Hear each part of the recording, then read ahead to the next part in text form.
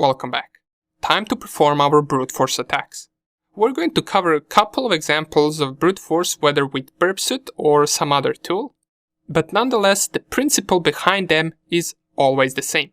We want to use lists with bunch of usernames and passwords to try to guess credentials of a certain account. So this doesn't always work.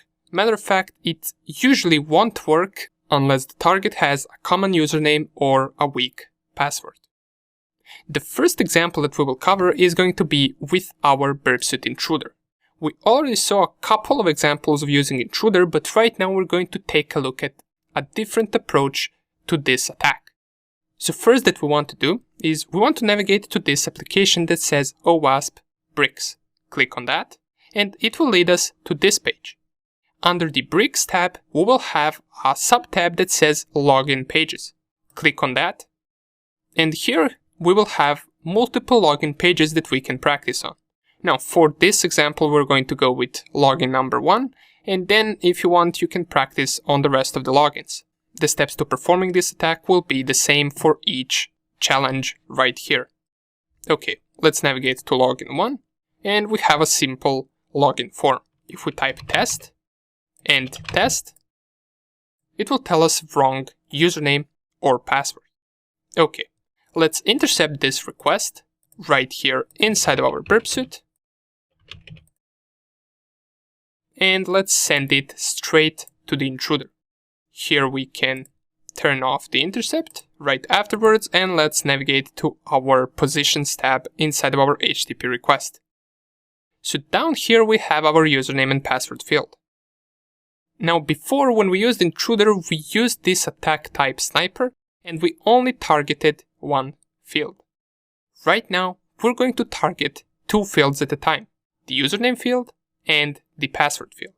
So let's first clear all the other payloads and let's double click on username, click on add, and double click on password and also click on add. Under the attack type, we want to switch from sniper to cluster bomb. And if you remember correctly, the cluster bomb is the attack type where we can use multiple payload sets in order to perform the attack. In other words, we have multiple input fields that we want to brute force, the username and the password field. Now let's go to the payloads tab, and it looks rather the same. Just this time we have payload set 1 and we can also choose payload set 2. The first one is the username payload set, and here we want to load a list that contains the usernames.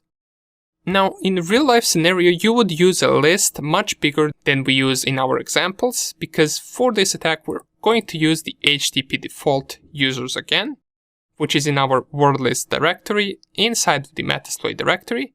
This list only has like 14 common usernames, but this is just to prove that the attack works. In reality, you would use a much bigger list. Once you select it right here, click on payload set and select payload set number 2. Under the payload set number 2, we want to load HTTP default passwords. In other words, it's called HTTP _ default _ pass.txt. Double click on that and it will load 19 common passwords right here.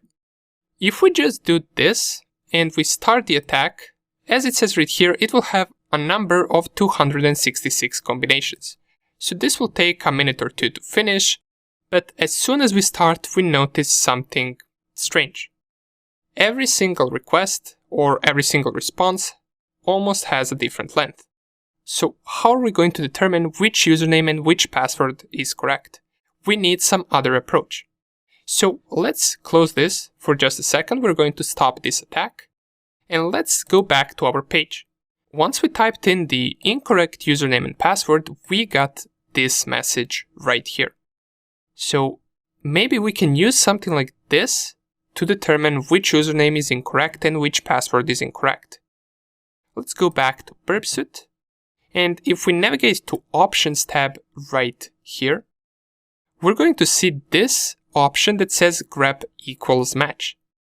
These settings can be used to flag result items containing specified expressions. So let's clear this list and let's perhaps add this statement right here. So in other words, what this means, let me just paste it first. that it will flag each result that contains this sentence in its response. In other words, it should flag every incorrect username and incorrect password combination that it tries. Let's run the attack again. So go back to payloads and start the attack. Now you can see each of these usernames and passwords combination is getting flagged except one of them.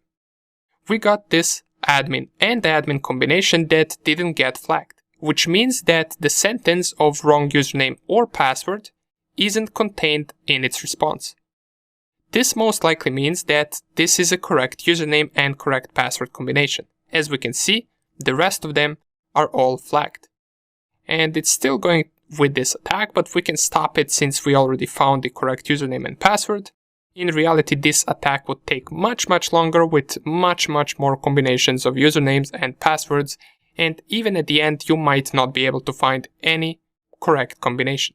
Nonetheless, let's give it a try to our correct combination to see whether it worked, and let's type admin and admin. Submit, and it worked. We successfully logged in, as it gave us right here. Now you can try this on other examples as well inside of this Bricks application. However, in the next video we're going to take a look at a more useful tool for brute force attacks, which is called Hydra.